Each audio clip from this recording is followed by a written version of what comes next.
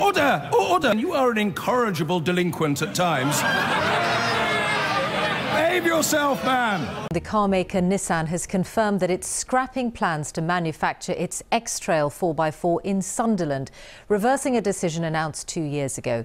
The X-Trail will now continue to be made in Japan instead. In a letter to staff, Nissan said a number of business reasons were involved, but that uncertainty about Brexit wasn't helping.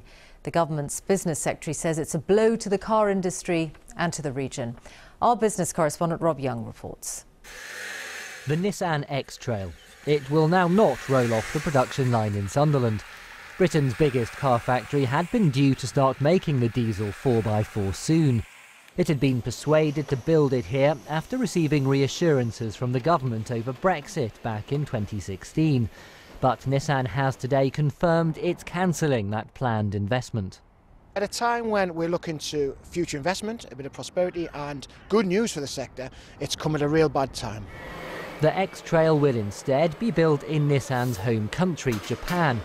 The company says a few factors are to blame, including lower demand than forecast for the X-Trail and new vehicle emission standards in Europe.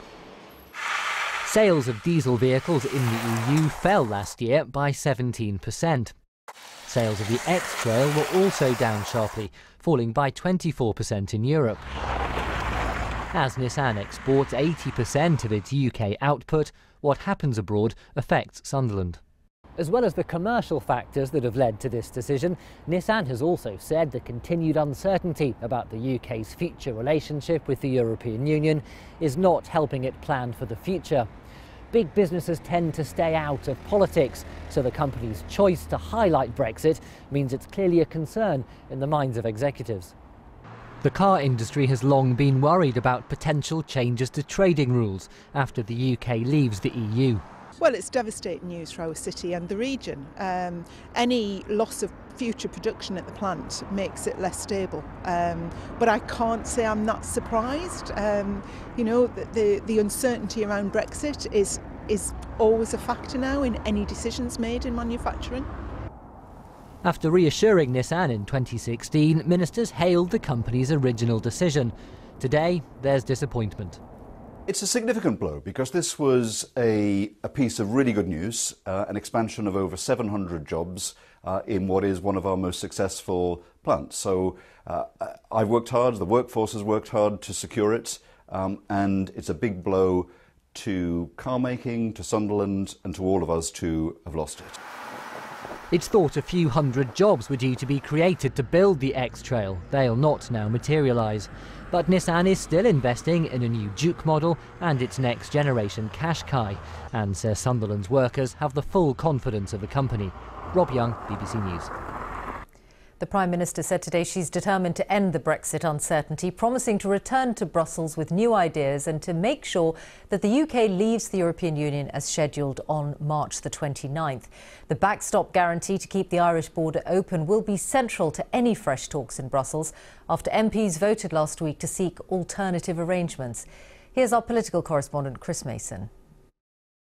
After a week when Parliament had its say and MPs voted to back Theresa May's Brexit plan if she could change one key part of it, the Prime Minister has said she's ready to do just that. When I return to Brussels, I'll be battling for Britain and Northern Ireland, she wrote today. I am now confident there is a route that can secure a majority in the House of Commons for leaving the EU with a deal. I'm determined to deliver Brexit and determined to deliver it on time, on March the 29th, 2019. But what are the new ideas? I asked Border Force months ago to advise me to look at what alternative arrangements are possible, and they've shown me quite clearly you can have no hard border on the island of Ireland, and you can use existing technology. It's perfectly possible. The only thing that's missing is a bit of goodwill on the EU side. The sticking point is how to keep an open border between Northern Ireland and the Republic of Ireland under all circumstances after Brexit. The existing solution, the so-called backstop, is deeply unpopular in Parliament. Its critics say it binds the UK, and Northern Ireland in particular, too close to the EU. The government says it's working hard to find a solution it can take back to Brussels. The Prime Minister could be back there by the end of the week. work's being done to find an alternative to the backstop. And in addition, the Attorney General, the government's most senior lawyer, is looking at legal changes that could be requested to put a time limit on the backstop or to find a mechanism where the UK could leave it at a time of its choosing. But as things stand, publicly at least, the EU is opposed to all of these options. My concern is that when we talk about, or when they talk about alternative arrangements, they're talking about revisiting things that have already been rejected. The British Prime Minister and the British government resiled from an agreement that they made with 28 other governments, demonstrates exactly why we need a backstop. Labour argue Theresa May needs to shift her position and keep closer ties with the EU. You must get a deal through Parliament that is acceptable. That means you must change your red lines about a customs union. It means you must look again at the way in which the future political framework is so vacuous. Brexit is just over 7 weeks away. There's no sign yet of a break in the deadlock. Chris Mason, BBC News at Westminster. So another day of Brexit back and forth, more talk from all sides, but only one clear fact, and it was Japanese car maker Nissan confirming that Brexit uncertainty has played a part in its decision to move production of one new vehicle back home. Here's Paul McNamara to make sense of today's political circus. A bunch of clowns amassed in London today to celebrate Joseph Grimaldi, the father of clowning whose catchphrase was "Here we are again." If only this was a relevant metaphor for something.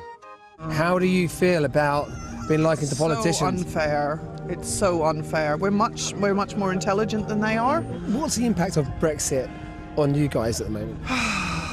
To take a show to Europe is already really expensive from the UK because there's water in between. Now it's going to be even more expensive, and then there's going to be a whole different tax system, and you know, it's very complicated. We're not quite sure how we're going to navigate it yet. And clowning isn't the only industry looking for some certainty.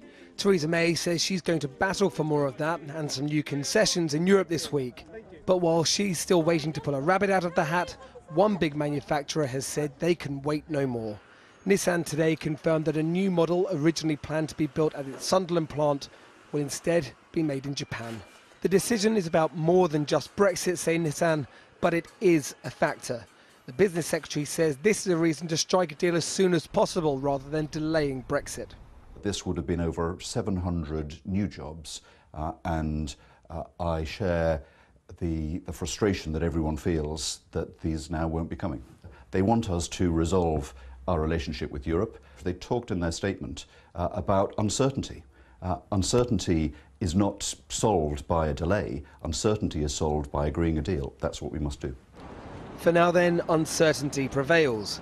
Even so, one new poll puts the Conservatives 7 points ahead of Labour. Inevitably, today's papers are rife with speculation of unhappy Labour MPs ready to split from the party and a general election on the cards.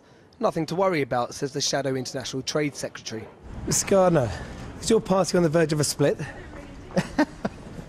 Look, these are not new news stories. There have been 3 or 4 MPs who have been associated with that for a while, who've been disaffected.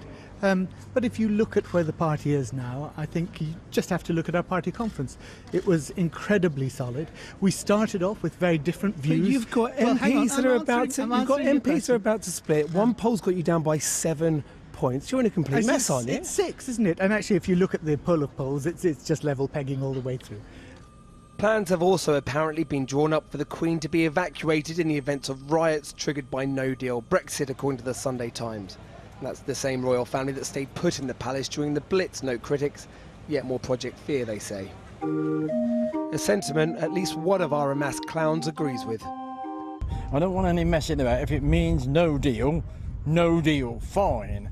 Come out and shut up about it. We think that we've got our backs to the wall, and they think we have too.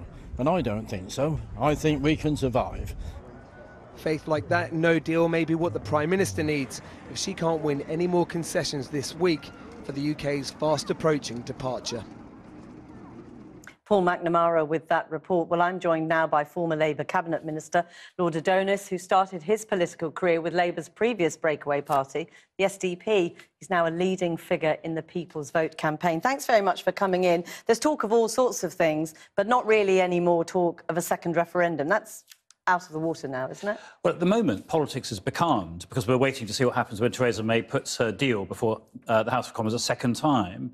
It doesn't look as if it's going through because she said it was going to be on the basis of renegotiating the Irish backstop. And the other big story about today is that the Government of Ireland has made clear that it's not going to renegotiate the backstop on the grounds that if Britain can't be trusted to maintain an existing treaty with 27 other countries... politically for a second referendum, is there? Oh, there will have to be a solution to this crisis. But it's not a second referendum. Well, something will have to happen, because at the moment there is no other option. There isn't going to be this deal going through. There isn't an alternative deal.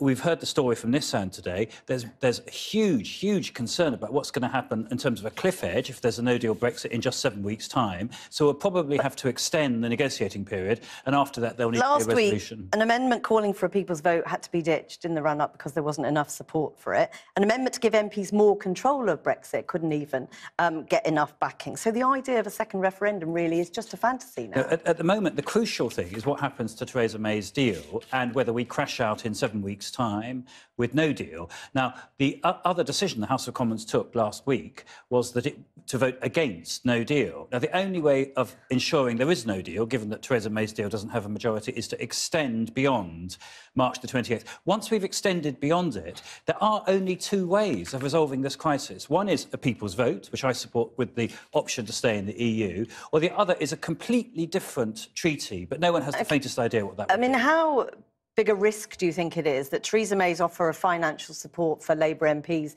in Leave constituencies? You know, John McDonnell calls it pork barrel politics, but there are Labour MPs who sound like they're considering it and will vote for her deal. Well, to be fair to them, those who would vote for her deal, it's a tiny number, have already done so.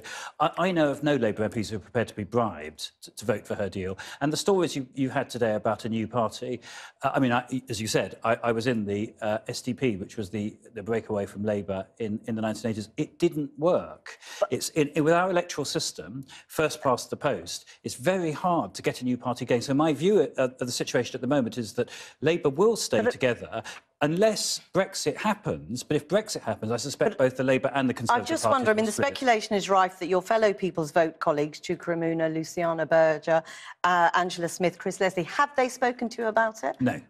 Have you approached them about it? I have had no conversations with anyone about setting up a new party. Do you think they're talking about it? I've got no idea whether they're talking amongst themselves about it, but I do not believe that there will be a significant breakaway from Labour for two reasons. If there isn't, what does Labour do, though? Well, 7 points down in the poll. Labour is overwhelmingly united against Brexit and for a people's vote in terms of the members of the Labour Party and most Labour MPs. And my view is that in stages, as it becomes clear that Theresa May's deal can't go through and there is no alternative, I think we will come out in support of a referendum, because there isn't any other option besides some fantasy renegotiation, and nobody can say what that's going to be. Lord Adonis, we'll have to end it there. It doesn't end. We know that. Thanks very much for coming in. So Rachel Shabby, Benedict Spence are here to take us through their picks, and you've started with the Sunday Times, a Brexit plan to evacuate the Queen, or her from a building, one hopes. Not quite right, is it? But what's the story here? Well, I was going to say, an eagle-eyed person in the studio has spotted an error, so please don't tweet in if you can see the error at home. Essentially, the story is that there is a plan in place to move the royal family in case riots break out in the event of a no deal. And then it's got another story, which is that Nissan has decided not to produce a certain type of car at its Sunderland plant. Now, we'll start off with the story about Her Majesty. It would be very negligent if there wasn't a plan to move the royal family to safety in the events that riots, for any reason, broke out. So I don't think we need to, go too far into this. Now, the second story, of course, is the slightly more interesting one, the one about Nissan cancelling production of its new car in its Sunderland plant. The key thing to bear in mind about this is that the car in question is a £30,000 SUV that is run on diesel. Diesel cars are not selling across the world. They've gone down in sales by almost 5% in the last year. They're estimated to make up less than 5% of the global total of automobiles in the next 10 years. Why? Because of the huge amount of taxes that are being levied on diesel cars, because they're simply not as green or efficient as people thought they were. Also, bear in mind, as we're in the midst of a global slowdown, a £30,000 SUV is not necessarily the first thing that people are going to start buying. We've already seen Jaguar Land Rover begin to pull production elsewhere. We're seeing it in Italy, we're seeing it in Germany. In those countries that have already gone into recession, car manufacturers there are slowing production. Cars in general aren't selling, especially diesel cars. So I don't necessarily think that this has that much to do with Brexit. Of course, they're going to say it has to do with Brexit. All the companies are, because they, as businesses, don't want to have to pay tariffs in any eventuality. So it makes business sense to say that. But it is also worth bearing in mind, they haven't said that they're going to be closing the factory. No jobs appear to be being lost. They also haven't said that they're going to be building it anywhere else, which rather suggests that they've just shelved the idea because it's not profitable. Well, they haven't said anything yet. This was a story that our city editor, Mark Kleinman, managed to get. The announcement, he understands, is on Monday. Yeah. So we await all of those details. But, you know, do you think this is about Brexit, Rachel? So you're right that they haven't confirmed it. The company did say before Brexit that of course it would have an impact.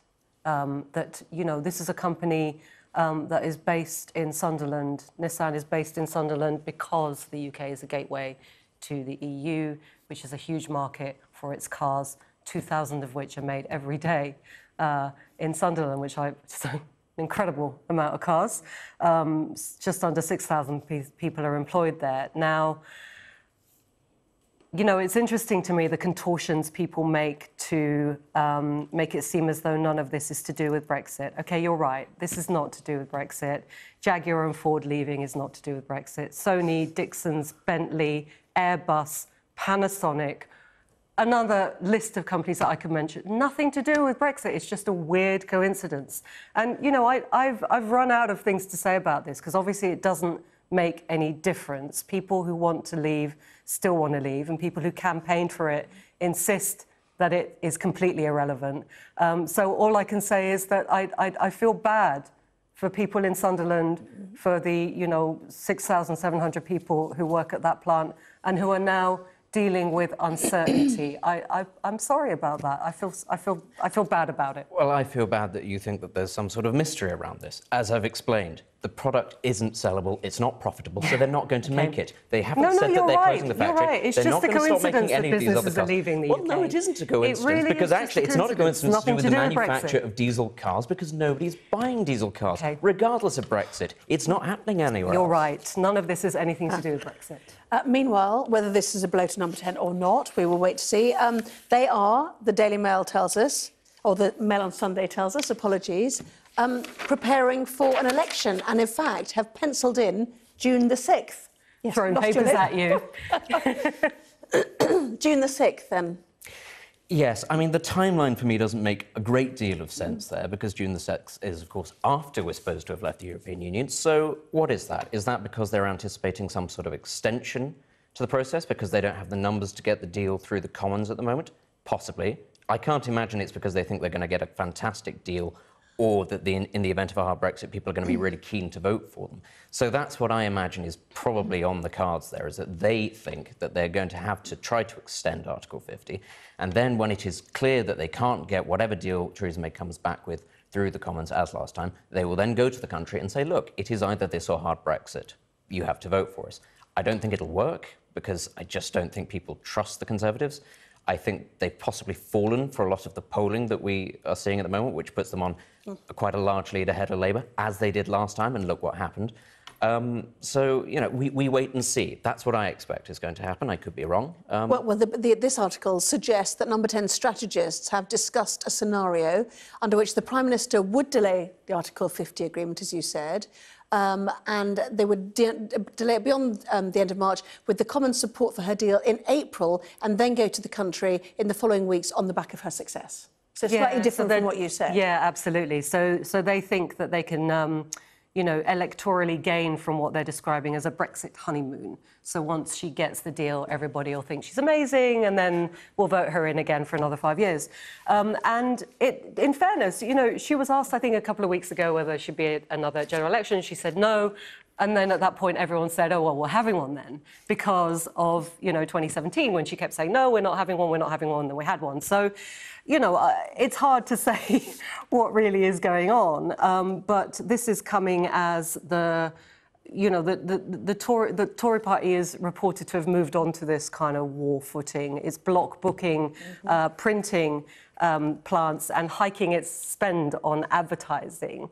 At one point, the party chief was saying, well, that's because we want to promote our flagship NHS amazing policy. But now people are starting to wonder whether actually that's block booking ahead of a potential election. I mean, they could just be stockpiling in the event of a no deal. We don't actually know yet. Because that's the thing we're going to need, is more advertising. Oh, dear. Medicines, food. I'm sorry, they're politicians. Of course they want to stockpile on these sorts of things. I'm being mean. You are. You're being, yes. The opinion poll is in The Observer. Tories on 41%, Labour on 34%. Meanwhile, Theresa May has been writing in the Sunday Telegraph. She promises to battle for Britain when she travels to Brussels, and also suggests that Jeremy Corbyn also believes that Brussels needs to look at the backstop. So this story on the front page of The Observer is addressing that, amongst other things. So it's reporting that over Jeremy Corbyn's policy around Brexit and, you know, the kind of negotiations that are taking place now, some rebel MPs are saying that they want to quit the party, resign the whip, and then formulate a sort of centre party after Brexit. Now, in fairness, rebel Labour MPs set to quit party is quite a regular story that we've seen over the last couple of years. You know, it seems quite evergreen.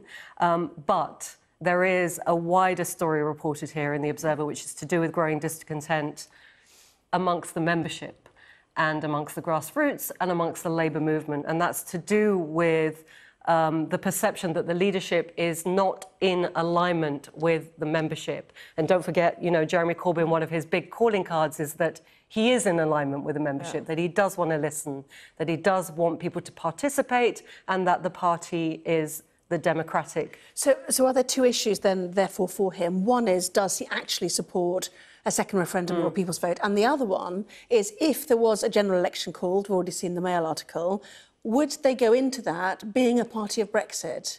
And has that been the problem for some in the membership? So I think for the membership, the problem is that, you know, a Labour Party policy was agreed at conference around Brexit, you know, and it was a very big deal. 150 different constituency Labour parties came together, hashed out a deal, quite an achievement, by which, you know, a second vote would be one of the options that's on the table, as well as, you know, a general election potentially. So I think the problem arises when there is a perception of a divergence from that. So it's not necessarily about, you know, what happens when there's an election. It's more about, is this party going to be one that does listen to its members, because that's why we're so enthused about the leadership, or it's one of the reasons, or isn't it? And if it isn't, then just be honest and say that. So I think that's where the discontent is coming. In the event of an election, I think, you know, some of the ideas are circulating are, well, perhaps Labour would say, we're going to try and negotiate a deal, but we would put that to a referendum. So we would get a better deal, but then we would put that to the vote. I mean, from my perspective, I just think it's very interesting. As you say, every single week we seem to have some sort of story about a new centrist party emerging. I simply doubt whether or not such a party would be able to break the traditional tribal lines, especially in Labour communities that have existed for generations, but also in Conservative circles as well. Frankly, well, people to some on the left, Tony Blair was a centrist party or led a centrist Labour Party. True, but that was a slight anomaly to this. I don't think that an entirely new party is just going to be able to waltz into, for example, Luciana Berger's Liverpool Wavertree constituency and be able to win that. I just don't see that happening, and I think that's probably the case for an awful lot of constituencies. I do think that ultimately Brexit is going to cost a lot of these MPs their positions, you know, especially the pro-Remain MPs who find themselves in constituencies that voted Leave. So how it is that people like that square that circle, I'm not quite sure.